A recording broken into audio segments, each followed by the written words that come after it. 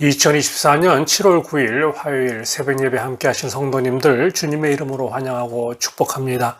다 같이 기도하시며 예배 앞으로 나아가시겠습니다. 오늘 하루도 아버지께 주신 생명으로 살아갑니다. 살아가는 이유와 목적을 분명히 알고 살아가기를 원하오니 말씀을 통해 깨닫게 하여 주시고 그 깨달음에 실천이 있게 하여 주셔서 썩어져가는 옛 습성을 고집하며 붙들고 있다면 새롭게 하시는 하나님의 은혜로 새롭게 변화된 그리스도인의 성품으로 오늘 하루 살아가게 하여 주옵소서. 감사하며 예수 그리스도의 이름으로 기도하였습니다. 아멘.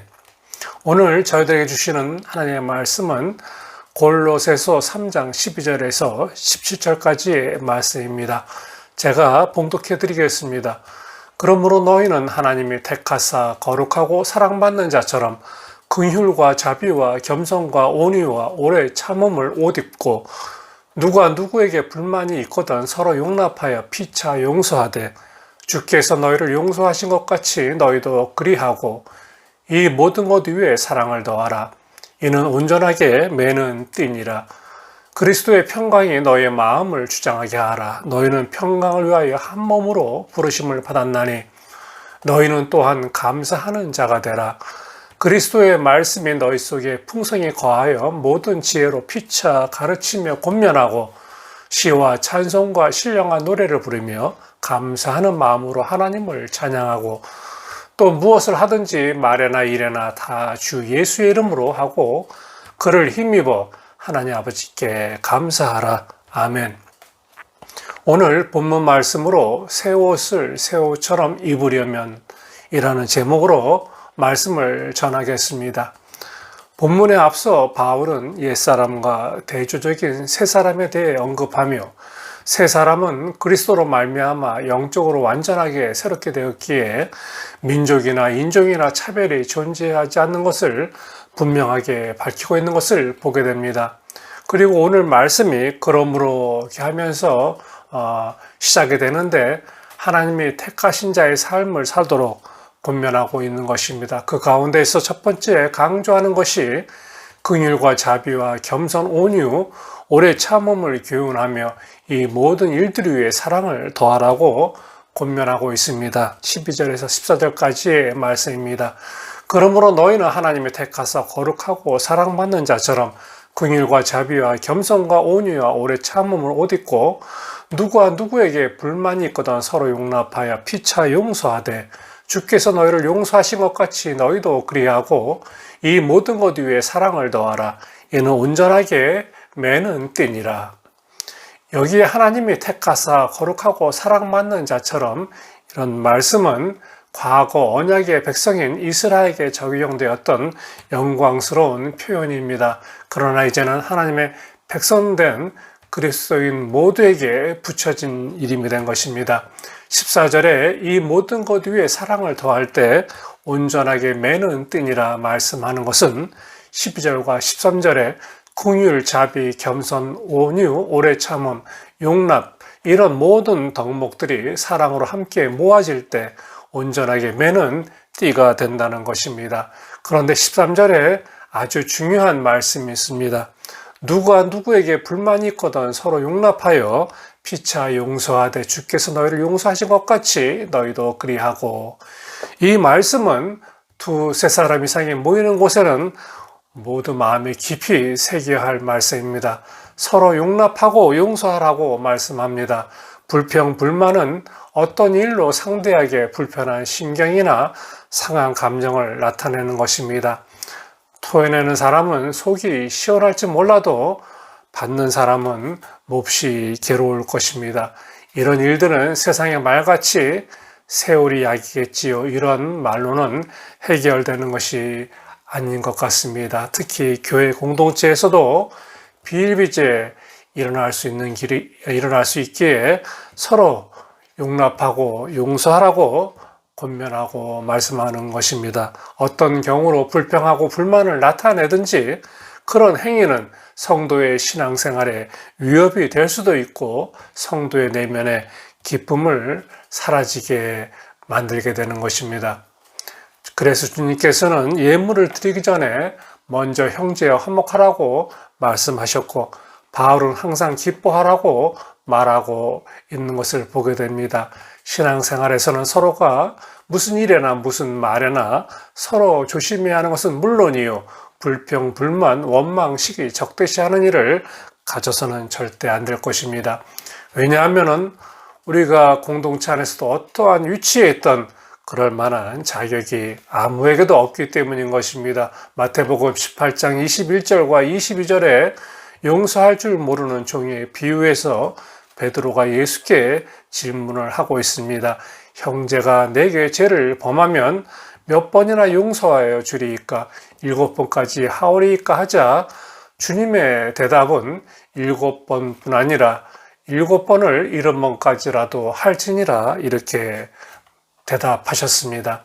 성도는 하나님이 자기 피로 사신 교회라고 말씀하셨습니다. 주기도문에서도 우리가 우리에게 죄 지은 자를 사해 준 것 같이 우리의 죄를 사해 주시기를 하나님께 간구하듯이 서로는 모든 원망, 불평, 불만을 벗어버리고 형제를 사랑할 때 자신이 깨닫지 못하는 죄까지도 진정한 죄사함을 받게 되는 것입니다.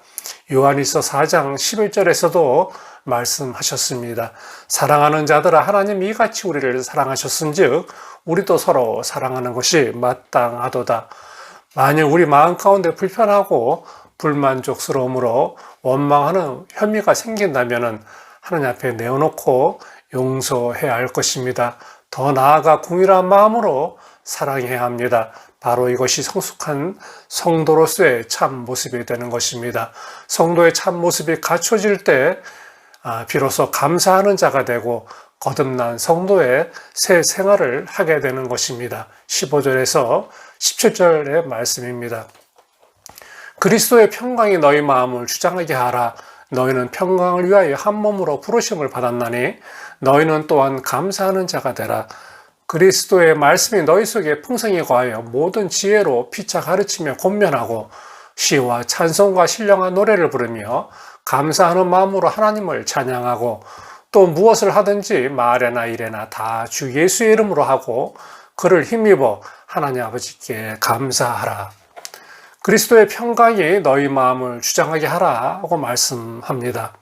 그리스도는 죄의 담을 허무시고 하나님과 사람 사이에 그리고 사람과 사람 사이에 화평을 주시기에 또한 더 나아가 각 사람들의 마음속에 평강을 주시기 위해서 이 땅에 오셨습니다.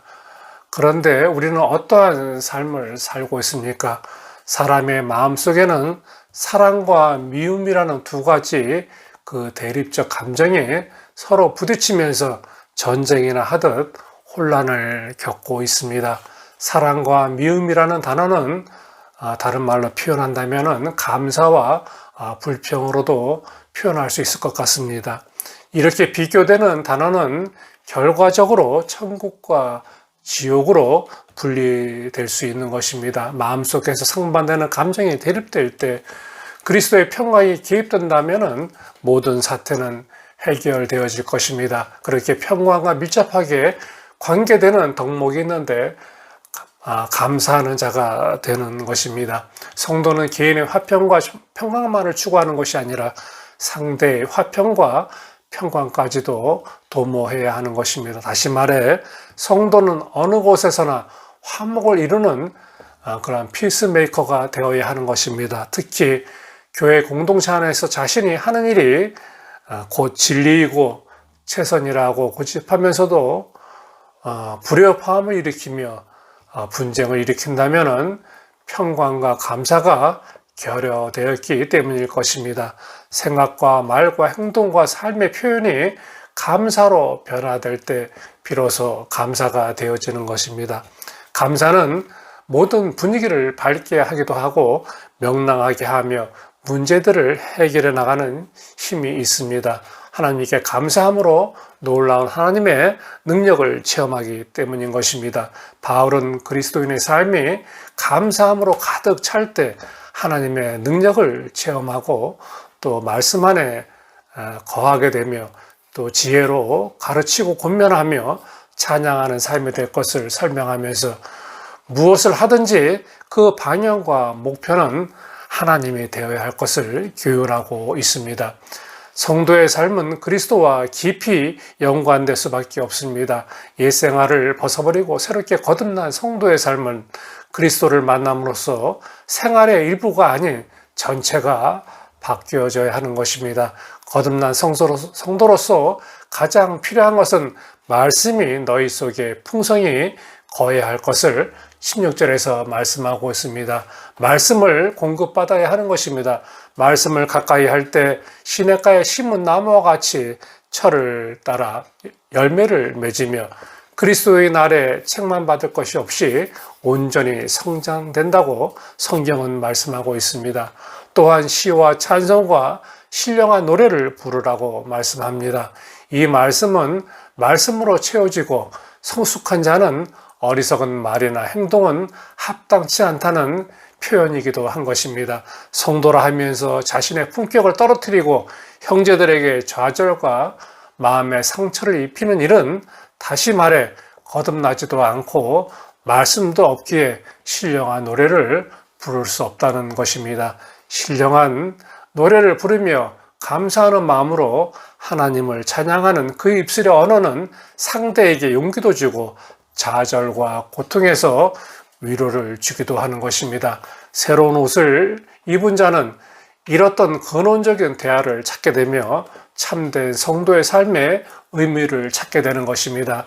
또한 무슨 일을 하든지 주 예수의 이름으로 하라고 또한 하나님 아버지께 감사하라고 말씀하고 있습니다. 무슨 일이든지 예수 그리스도를 앞세워함을 교훈하고 있는 것입니다. 그런데 불행하게도 오늘날 교회에서는 예수의 이름으로 기도도 하고 예수의 이름으로 이것저것 정신없이 하지만은 예수의 이름은 어디에 있는지 그리스도의 이름이 영광을 받지 못하는 것은 참으로 안타까운 일이 아닐 수 없습니다. 왜 그렇습니까? 모든 자의 책임이 있겠지만은 특별히 교회 지도자의 권위와 그 의상이 말씀을 떠난 상태에서 높아지려 하거나 하나님을 두려워하지 않을 때 교회의 본질은 아랑곳 없이 그리스도의 이름은 땅에 떨어지고 마는 것입니다. 그리스도의 힘입어 그리스도의 이름으로 세워져가는 그런 교회가 되어져 가기를 성도는 간절히 소망해야 할 것입니다. 베드로서 4장 11절 말씀을 읽고 말씀을 맺겠습니다.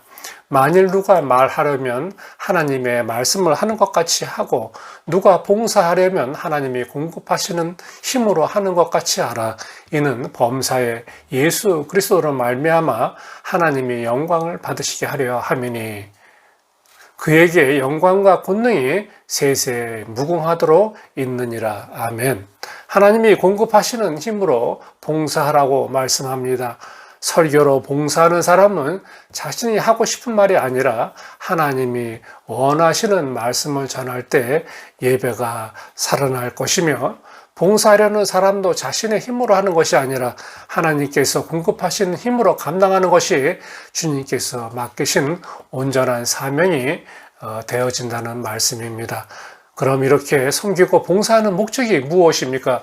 이는 범사에 예수 그리스도로 말미암아 하나님이 영광을 받으시게 하려 함이니 이렇게 말씀합니다. 그리스도의 힘입어 그리스도의 이름으로 세워져 가며 하나님이 영광을 받으시는 그런 교회가 되어지기 위해서 성도는 성도 되어야 하고 교회는 교회다워야 할 것입니다.